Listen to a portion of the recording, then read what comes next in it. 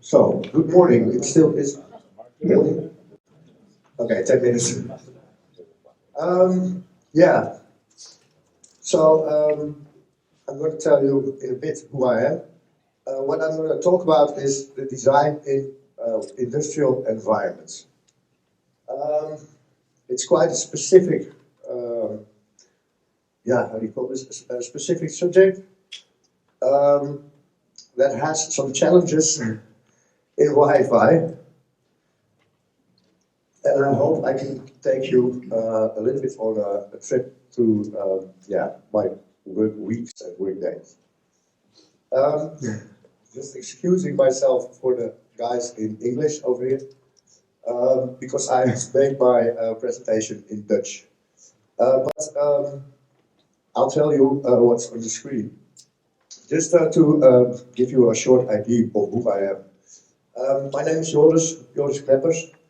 I'm yeah, a Wi-Fi specialist in complex environments. And this is for me the industrial part, which I really like to do. But how do I get there? Well, I started selling Ekahau about 17 years ago as a value-added distributor. This made me an enthusiast of the product, and I follow them from, I guess, version 4 point something. So for me, already 15 years. And there comes the connection to Peter's presentation, in which he said the guy with the strings, the violin player, because that feels really familiar for me as well. I have seen a lot of yeah, exotic and weird questions from end users. And since I already yeah, sold Ekahau, I also sold access points. Yeah, I tried to make solutions together with the people involved. This made me yeah, do a little bit the same as Peter, or the violin player. I have seen so many projects. Yeah, it's almost like I breathe Wi-Fi. It feels at least like breathing Wi-Fi. What I want to quickly discuss is some differences in normal Wi-Fi versus industrial Wi-Fi, because there are some differences. Let's start with the amount of data that's being sent over. For normal Wi-Fi usage, it's a high volume of data going through the air, because on our smartphones, laptops, or tablets we want images, music, video, web applications nowadays. But in industrial Wi-Fi, the packets that are being sent with data from sensors or other things, they're really small. But there's something else. They're small, but there are a lot of packets sent in most of the times a relative short time. So that's yeah, already one big thing. The next thing is, and then you will ask yourself, okay, why am I telling this? In normal environments, the battery life of your device that connects is relatively short. When you use your laptop or your tablet, yeah, they are made to process a larger amount of data, while in the sensors and the things you see in industrial environments, they're processing small amounts of data. Same thing, high frequency, but the amount of data is not that much. So your processor and your battery life will be way longer. Then, yeah, that's the reliability of wireless communication. Normal wireless communication allows, or yeah, at least yeah, gets it when there's a short stop in data flow. Yeah, you have when you do streaming, you have buffering, or there are different mechanics in the process of sending data. But in strategic industrial environments, and then I think of an energy plant or a power plant or an oil refinery, well, if you have some issues with Wi-Fi or data flow, then that can disrupt the process, and that can have other serious consequences. And I guess it's a logical thing that it's important to have these things going. So for me, that's the most I want to talk about IIoT. My challenge today is to bring you into this session of 30 minutes. In all the things I have seen, and especially how do you call this? The pain points in the design of designing wireless network in industrial environments. And what I want to do, I hope that you pick this up, I want to give some insights in what happens between the end user, the local team on site in factories, and the end client, and I'm in between. So, what I'll do is typically a project with wireless. How does this work? We're at a large facility, multinational production of products or maybe logistics, but a multinational. They want Wi-Fi, okay? They have system integrators for them that does the IT installation, implementation. So they hire, they get a system integrator to work, and those system integrators will get themselves a project management team. The project management team will coordinate the Wi-Fi project from start to the end. They help the client and they also plan the project. So phase 2 is actually the survey. The survey is being done by local, and I say local Wi-Fi engineers. And I added a little note. This is actually the design. There is a little bit confusion about what a survey actually is. And why is this? Well, I'll tell you the next sheet, I guess. Project management isn't Wi-Fi, guys. Okay. As a survey engineer, we go on site. We're gonna make it happen. And once we're done, the design is done. The system integrator will start the work to get themselves with the bill of material I gave them, to get themselves the APs, the antennas, the mounting gear, and they will start planning and coordinating the installation of the whole shebang. And this is where it gets interesting from the viewpoint of the wireless engineer, because I'm not there. Phase 3 is that a local contractor, most of them all have a local contractor, is doing installation work for the factory or the plant that we work in. And they are doing the cable work, but they also install the access points.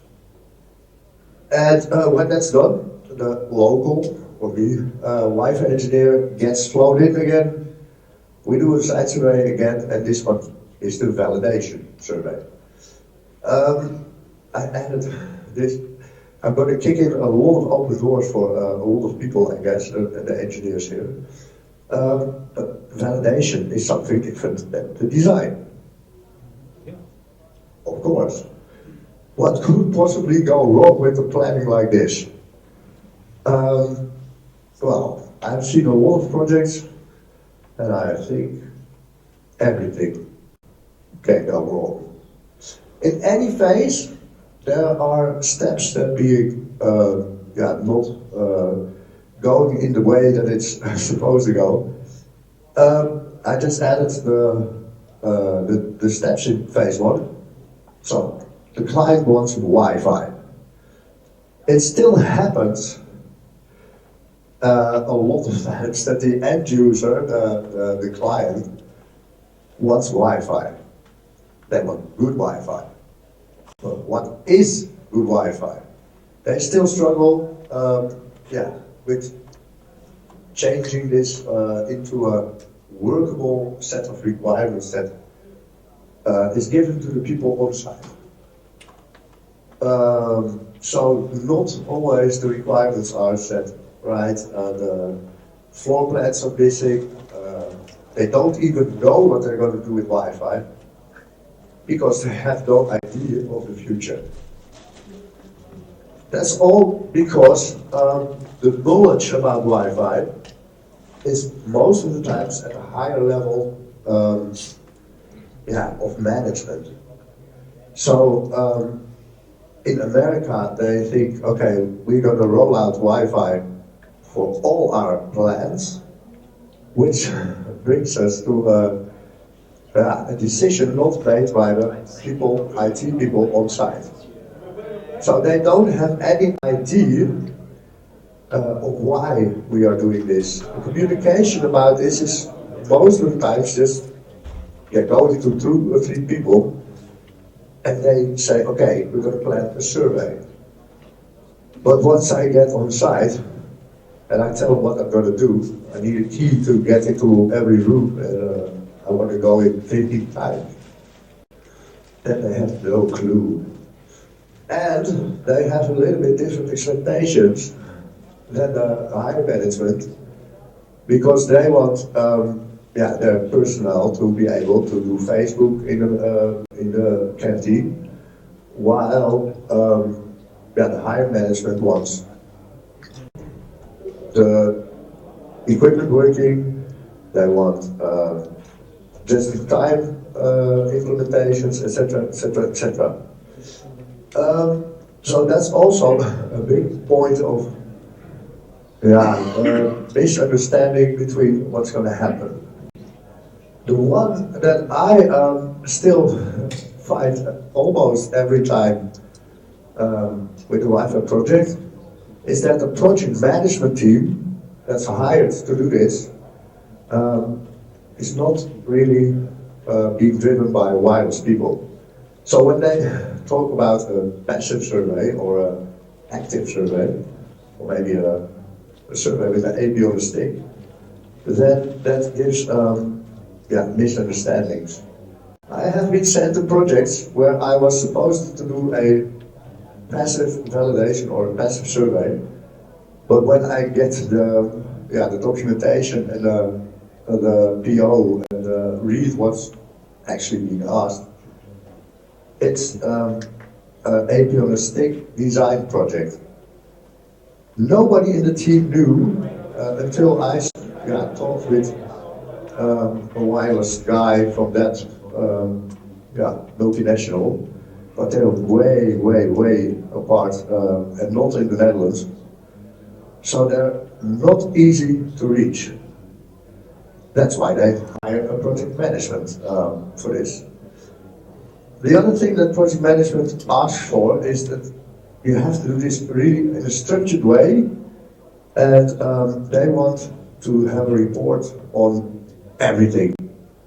So when I'm doing a survey and I'm doing this by myself, then at least 2 hours a day is just talking to the project management team and is not being on the floor to do surveys.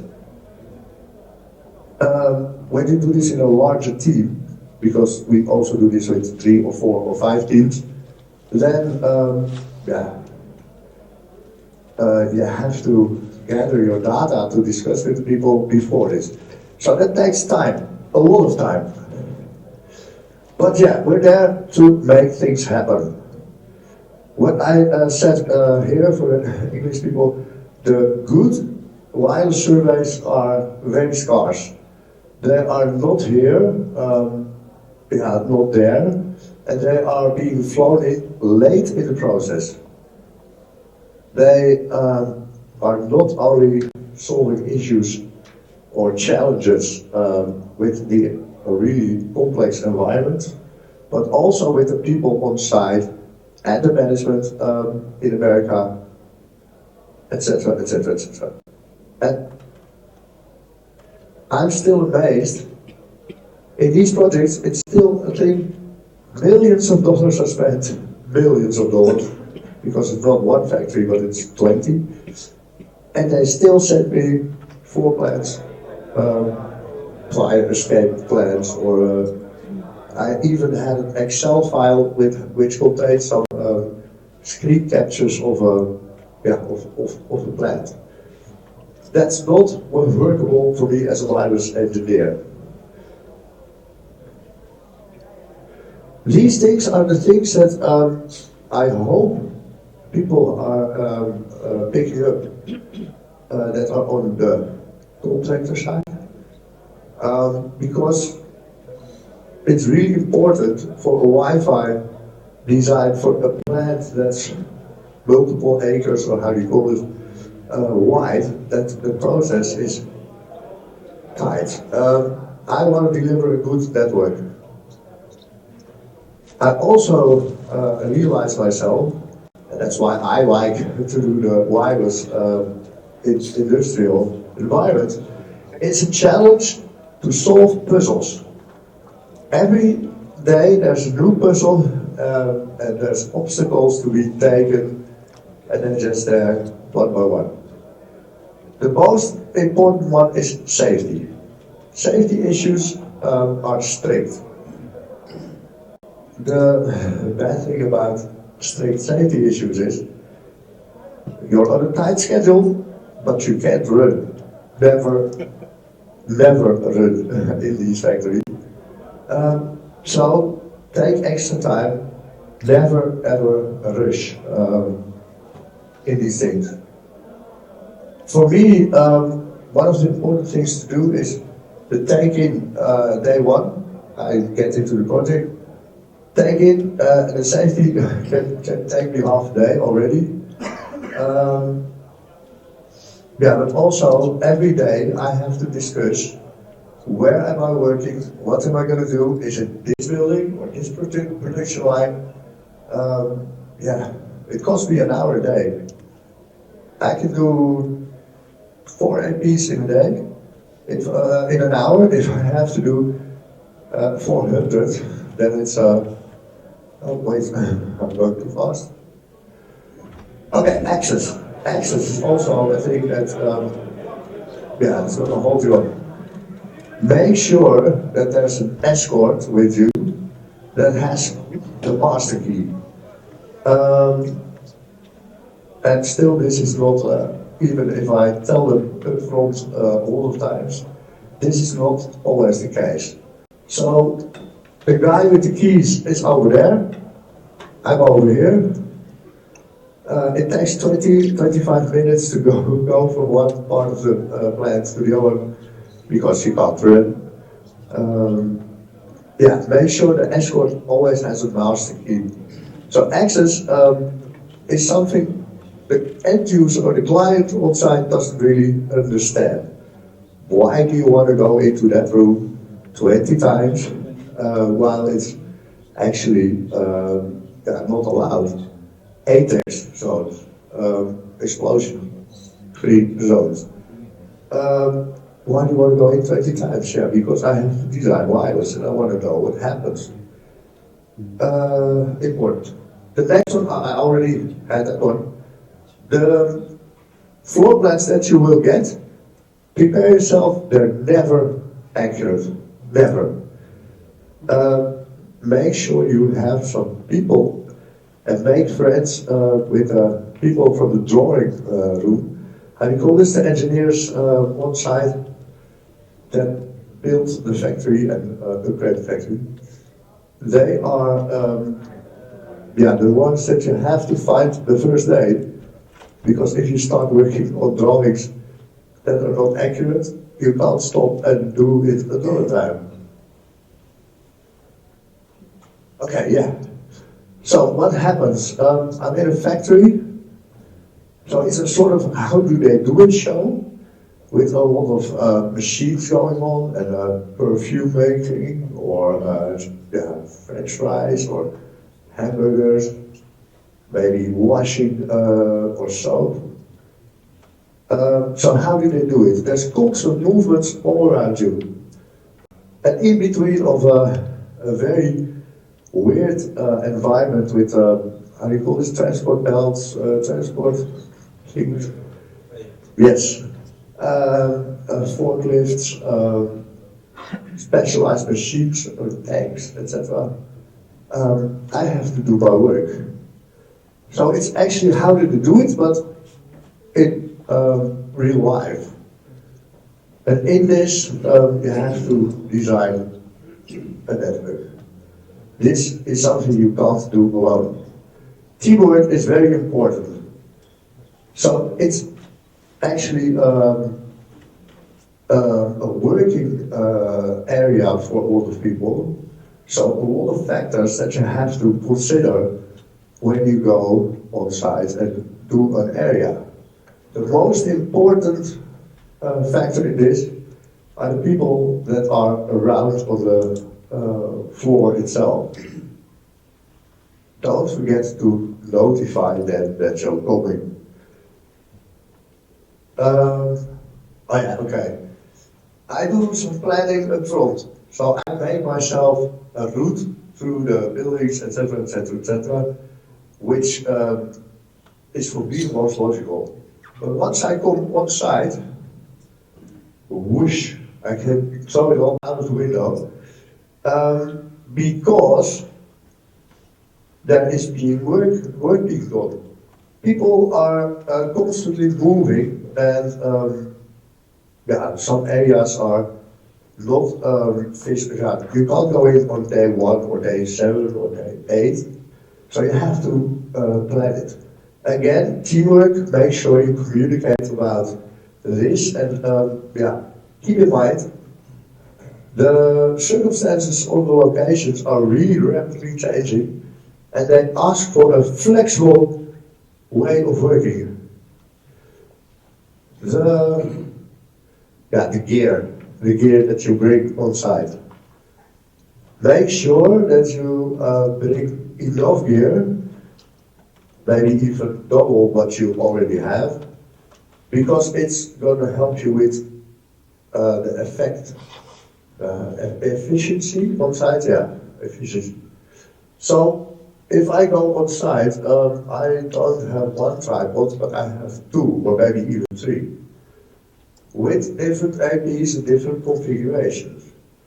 So I don't have to change the AP at the moment.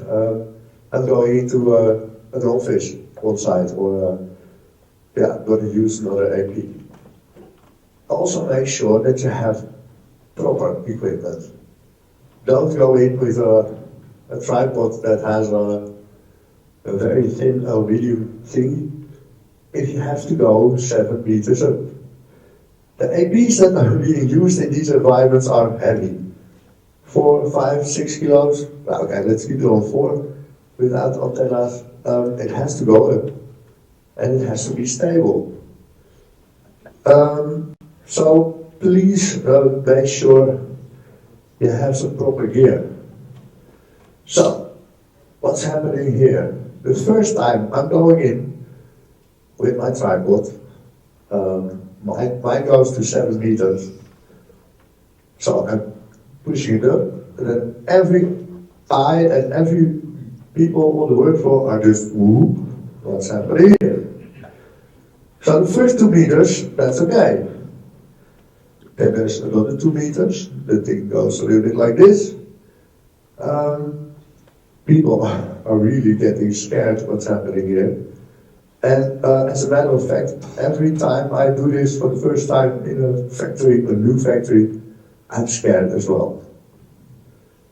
So, what's the best way of tackling this? Start in a place where there's no conveyor belts, there's no people. Show them what you do and explain why you do it. And make sure the whole team knows what's going to come. So on day 1, when I have the safety meetings, I stop actually with working. I only do 2 or 3 APs this day, and all team does, because I want to go on a tour throughout the whole facility. Everybody on my team needs to know what's going to happen, and it's also a little bit mentally. They need already to think about how to tackle different areas. And I wanted to do this on day one already. Yeah, the thing it's already discussed a little bit. Make sure that people know that you're coming. So tell them that you're coming in today, but actually tell them that you're coming tomorrow. Make sure that the local team on site can exchange information with their workers about what's going to happen. And do this with a little bit more time up front, so it's not a rush. Be a professional team and communicate. Well, again, here's the thingy. It's 2 meters, 4, 6. I think it's about 8 meters. The Cisco AP on top is wobbling. This is scary. Not for me, because I have to be brave and prepared to go where no one has gone before. There's another,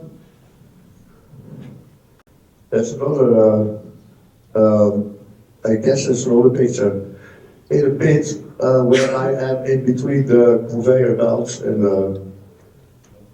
I don't want anything to fall on this because that's going to cost me millions. Okay, phase 2. The tips I want to give you. Plan A, Plan B, and Plan C. Be flexible. So if Plan A doesn't work, make sure you can just go for Plan B and even have a Plan C. Because, if people are not knowing that they're coming, plant leaders or production leaders, they say just, stop, you're not coming in. The other thing that's really important and takes a lot of time is documentation. Documentation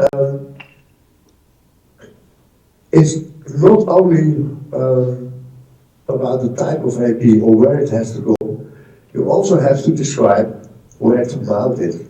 And that's really important because I'm not there when they want to install the APs.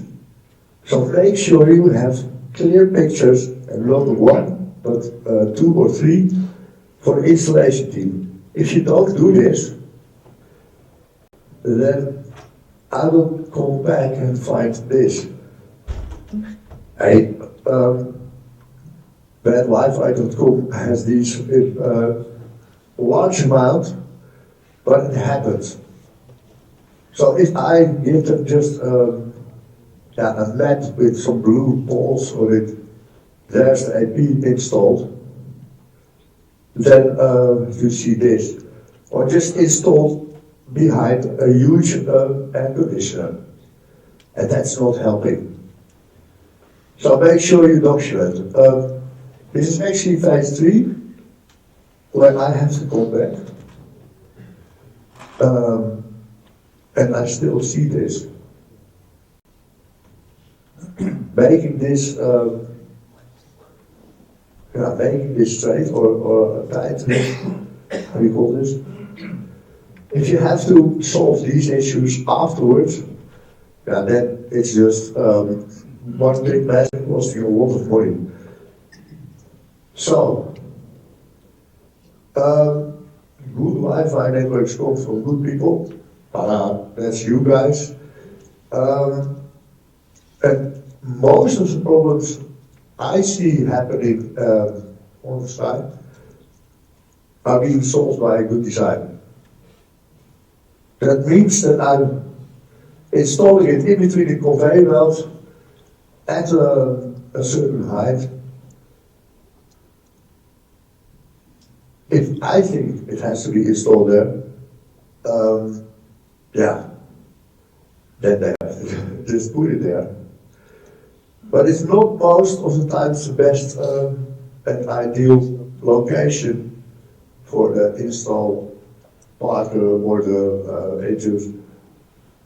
So make sure you have these pictures, but then it has to go over there. So the last thing I want to say, Wi-Fi is just like magic.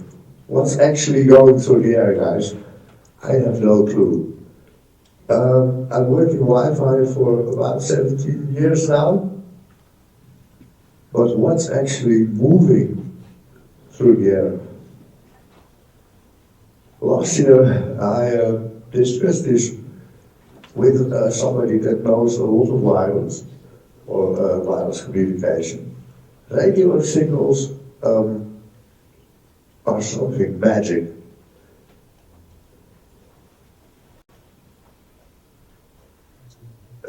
Yeah, make magic happen, I guess. I love my job because every day I'm in a factory doing these kind of work. It's a challenge, it's a puzzle, but it's also how do they do it. The best show for me to come home after a project like this is how do they do it. In television, I only need 3 minutes and then I'm snoring on the couch. But there's a lot of work in this, guys. I hope to see you there. If you ever need any advice on the project, I'm here. Right? Good. Thanks for the attention. I don't know if I have no, it's not. Thanks, man.